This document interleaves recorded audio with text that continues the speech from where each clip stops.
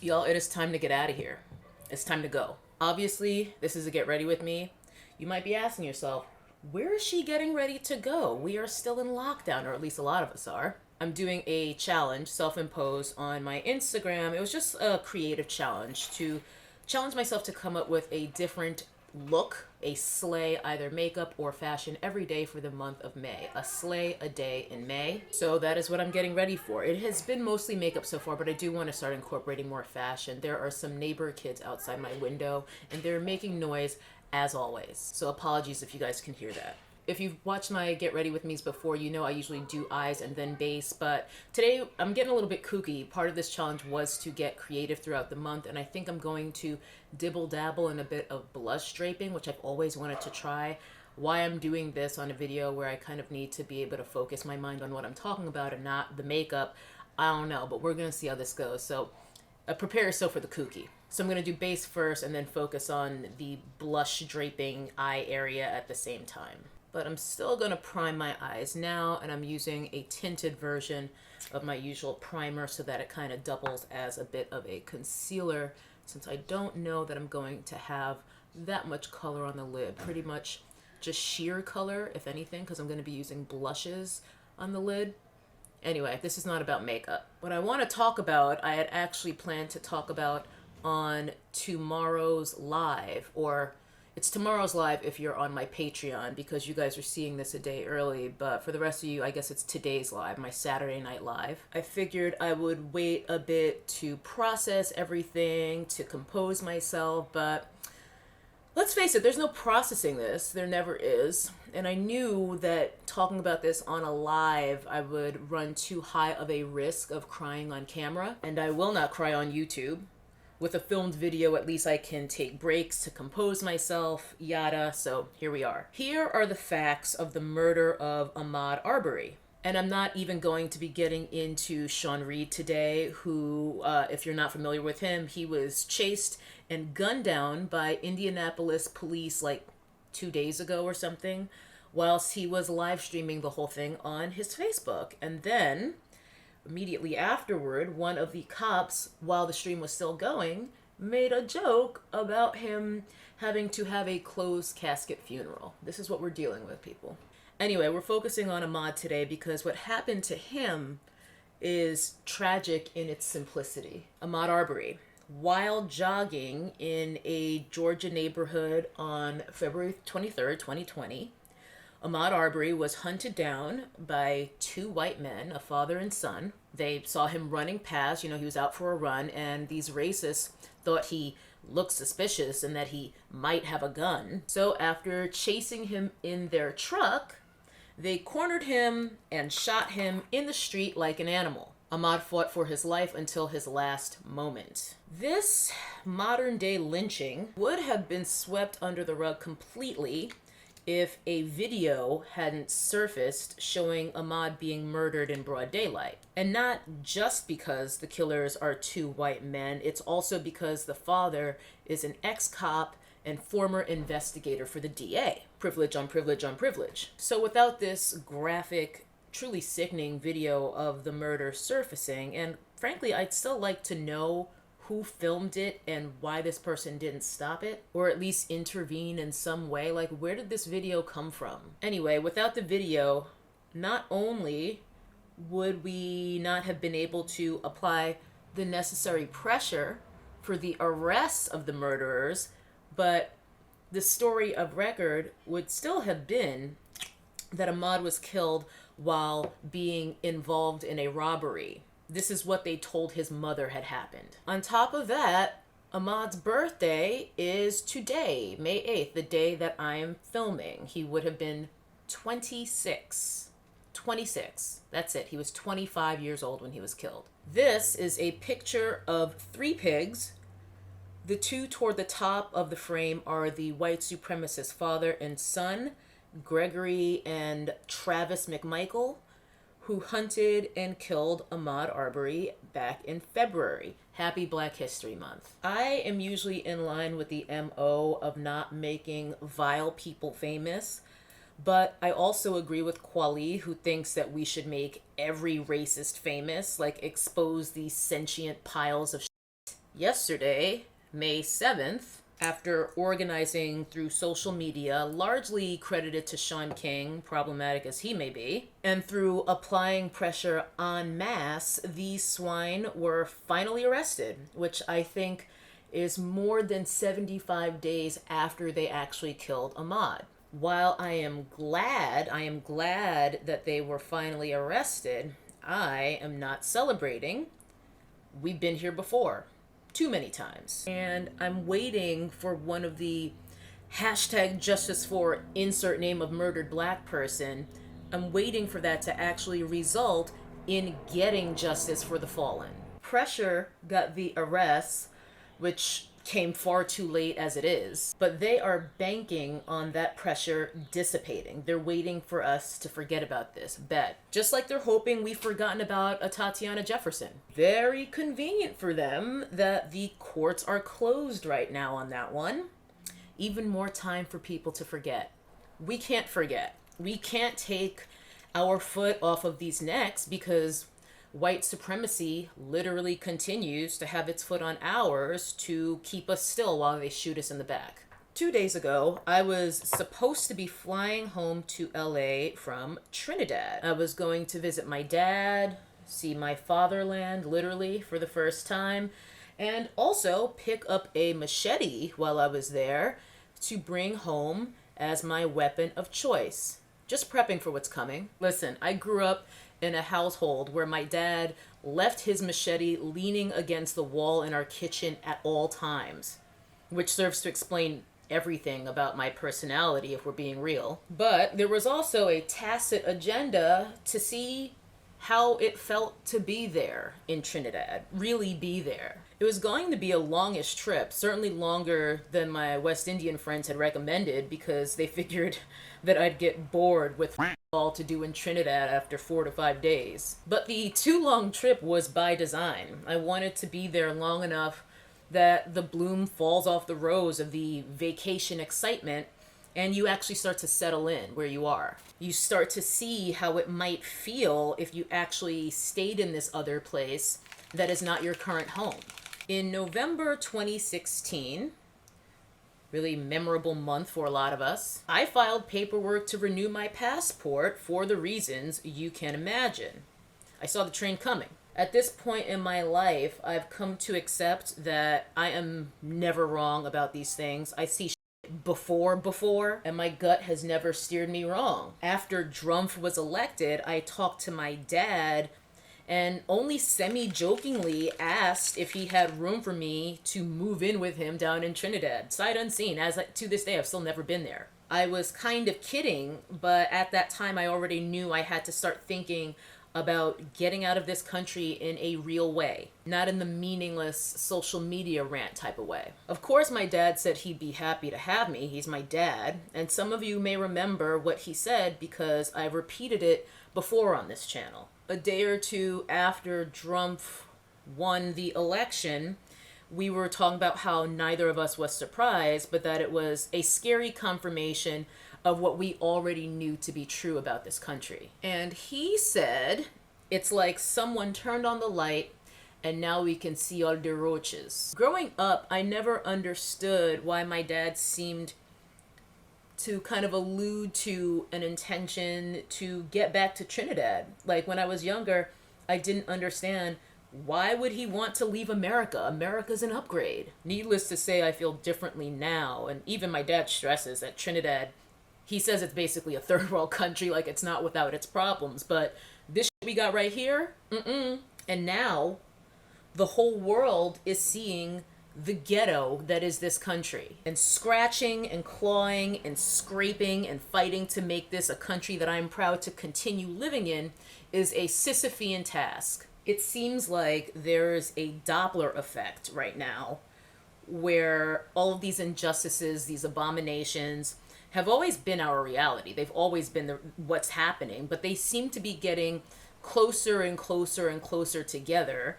in the past few weeks and months and years. Or perhaps it's just that we actually have these social media platforms to spread the word in ways that we could never have done years ago. It's a terrifying time to be alive.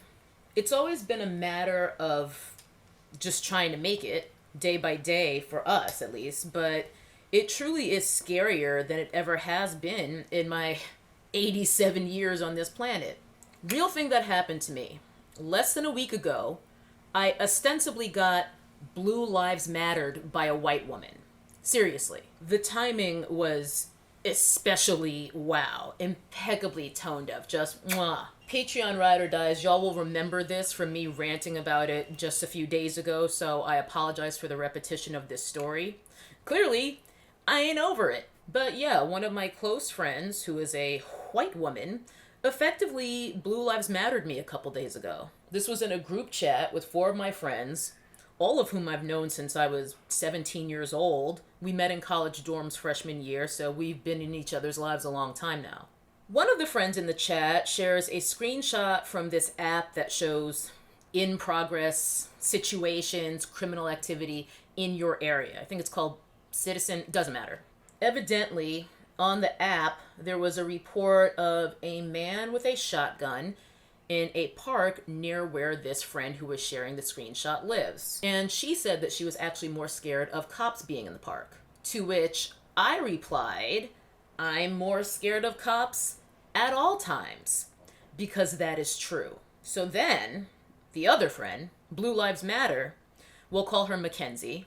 By the way, Mackenzie was always my Karen before we had like Karen or Becky. That was my go-to white girl name. Anyway, Mackenzie responds with a lengthy text. I mean, this was a novella. In response to my flippant, albeit genuine, expression of fear of LAPD and cops in general. I mean, come on, LAPD, black woman. I'm sure you can understand that my fear is rooted in the fact that LAPD is a racist organization. I say fact because this is not an opinion. Indeed, they're pretty famous for this. I'd read the text to you, but my blood is already hot enough just from all the events of the week going on top of this fuckery. Long story short, when I said that I fear cops, Mackenzie was triggered, hence her dissertation in this group chat.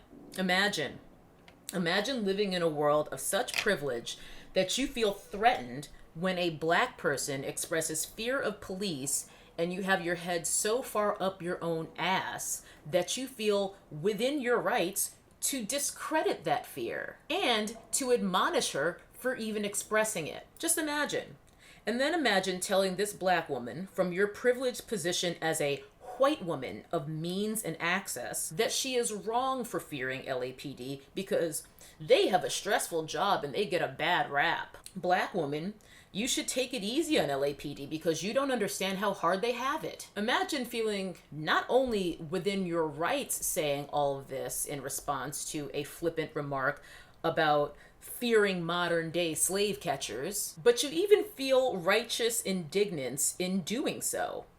Imagine essentially telling this black woman that she should take it back. Again, all of this as a response to a minority woman's 100% valid fear of LAPD and police in general. This is the exact mode of reasoning that, when we hear about the Ahmaud Arbery's of the world, makes people think it is perfectly reasonable to put the onus of the murder on the slain himself. Saying things like, well, he must have been doing something to make them suspicious. What was he doing in that neighborhood? Now, imagine a world wherein you're so conditioned to protect white people, especially white women, and their feelings at your own expense, that you actually walk on eggshells when attempting to explain your 100% legitimate fear of a notoriously racist institution that is known for killing black people, including black children, without consequence. Imagine your conditioning running so deep that you then go on to tell this white woman that you actually respect her point of view, even though you don't, because it's fucking incorrect. Imagine with me. Imagine having to feel like you have to coddle someone who legit thinks that having a hashtag that says Black Lives Matter actually means that our work here is done. Racism is over, even though black people are still being executed in the streets pretty regularly. Again, always without consequences for the animals killing us. Imagine giving this white woman opportunities to avoid furthering the discussion because you're worried that she is uncomfortable. Imagine giving her grace when you are the one who has to live in abject fear of 5-0 to the point that your entire body tenses up every time you see LAPD. Every single time. You're even tempted to assuage her when she says things like, "But the police are here to protect you." No, the police are here to protect you, Mackenzie. The police have never, and I mean never, been here to protect me. But you don't say any of that.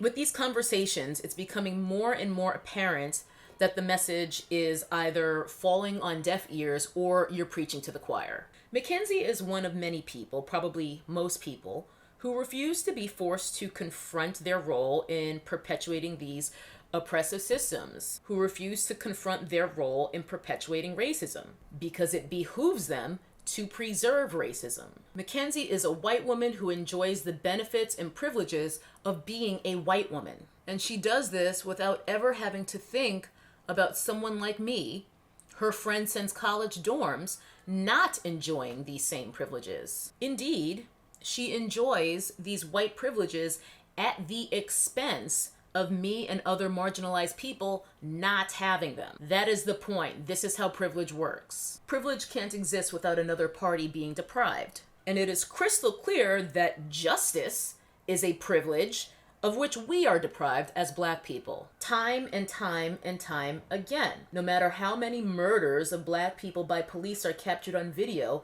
no matter how many hashtags, we never get justice. My avoidance of any real confrontation with Mackenzie, me ostensibly saying, "Fuck this," and ghosting, serves as a de facto preservation of her white fragility, which by extension is me preserving racism, because my silence in effect validates her participation in racism. In this case, her participation in racism through gaslighting me about what police do and who they really are. Officer from Overseer, teacher KRS-One, been told us that. Ahmaud's murder may have happened in February, but this is the same shit that's been happening to us in this country since day none. Abused, hunted, tortured, killed at the hands of white people. At this stage of my life, it is imperative that I create an environment for myself where I feel safe, where I feel fulfilled, where I feel free. There is no such thing as freedom when you have Black skin in America. And I am done with white fragility. I am done with weak people. People who are too weak to endure the discomfort of confronting how they play a role in allowing racism to continue. People who have the time for online shopping, but have all to say about the outrageous injustices running rampant in our society, except for when they're defending them at length in a group chat. Do you know what happens when you feel discomfort from accepting your role in perpetuating racism? You survive. You continue to live. So what are you going to do after feeling icky subsides? Because what happens when I have to confront racism is very possibly losing my life. I think Ahmaud felt pretty uncomfortable when he was literally fighting for his life, trying to escape from and disarm those white supremacists until he had no more breath in his body. So Becky, Chandler, Karen, Mackenzie, Logan, we're done with the woo woo woo every time y'all buck because y'all don't want to deal with your participation in maintaining racism. No more coddling just because when we talk about these issues, it makes me feel attacked, and I don't like that.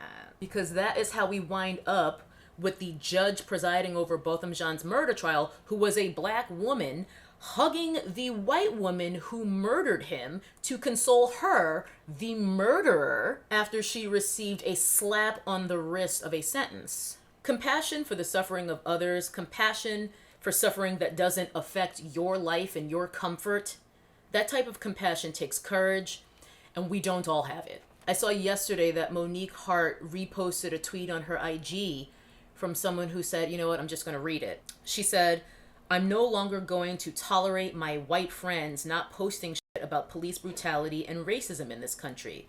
Look on social media, white people are TikToking while Black people are crying, mourning, terrorized." And I agree with the sentiment to a point. I hit the double tap. If you got the time to post dumbass memes and have nothing to say when a man has been lynched, it's a wrap. We're done here. Having said that, posting on social media ain't it. At least it ain't the end of it. It is the beginning. Almost the least you, me, we can all do, because it's only slightly more than doing nothing, which is literally the least that we can do. Social media has been critical in allowing us to share information and organize, and that only matters if we all follow it up with real action. Posting a broken heart emoji under a Black Lives Matter post and then moving on immediately, going back to your life of privilege with zero follow-up, that's a red badge of courage, performative wokeness at its absolute worst. What happened with Ahmad and Tatiana Jefferson and Botham Jean, Joshua Brown, I don't care what police claimed happened to him, that man was executed. What happened with Trayvon Martin, Tamir Rice, Stephon Clark, Sandra Bland, Philando Castile, I can keep going, Freddie Gray, Mike Brown, Latasha Harlins, the Scottsboro Boys, Emmett Till. You take my point, because these are just some of the names that we know. There are plenty of others that we never will. This is not a matter of systemic racism. Racism is the system. And if you can't summon enough to be outraged about these events that are truly outrageous, then I don't with you. The end. And look I'm not out here trying to say no one gets to indulge in the shit ever.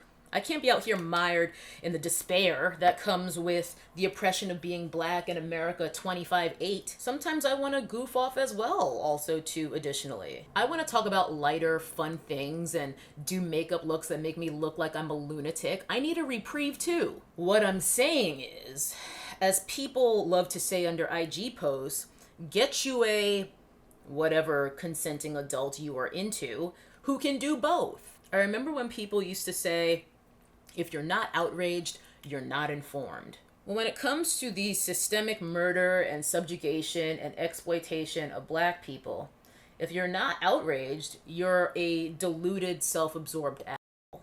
And sidebar, I am sick of Black people who live in other countries either gloating about it or acting like Black Americans are stupid for staying here. Because there's always at least one in the comments when I talk about these issues. Things are designed to keep us in a position so that we can't access the time, planning, let alone the resources to just leave. Chattel slavery is over, but we are far from unfettered. It is incredibly stupid and reductive to essentially say the same thing a lot of white supremacists say, which is go back to Africa so cavalierly every time one of us speaks up about how atrocious this country truly is. It is not that easy to just leave. It takes money, resources, and opportunities that most of us don't have readily. But trust and believe, for me, myself personally, I'm working on it. It's finna be harder than ever now the way Shorty Rowe got us all locked up. Plus, I don't even know what country would let me in at this point. They'd see my paperwork and be like, USA? Whoo, child, the ghetto. Entry denied. So, for the foreseeable future, I'm here, and I will do what I can with what I have, where I am. I'm going to finish up final touches, add some lashes, do my brows, and any other things like fill in my moles, stuff like that, and I'll be right back to wrap this up.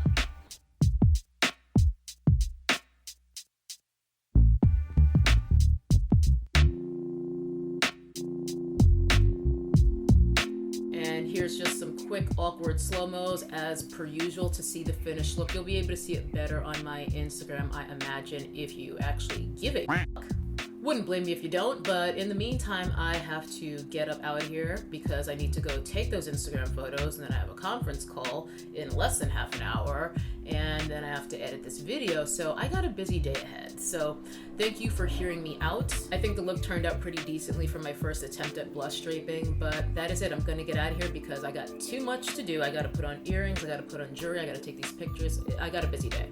Let's get justice for Ahmad, and I don't mean just hashtagging justice for Ahmad. And I will see you guys in the next video, and I'm not gonna do my normal sign off because it just feels fucking tone deaf right now. So you guys take care of yourselves and each other. Bye.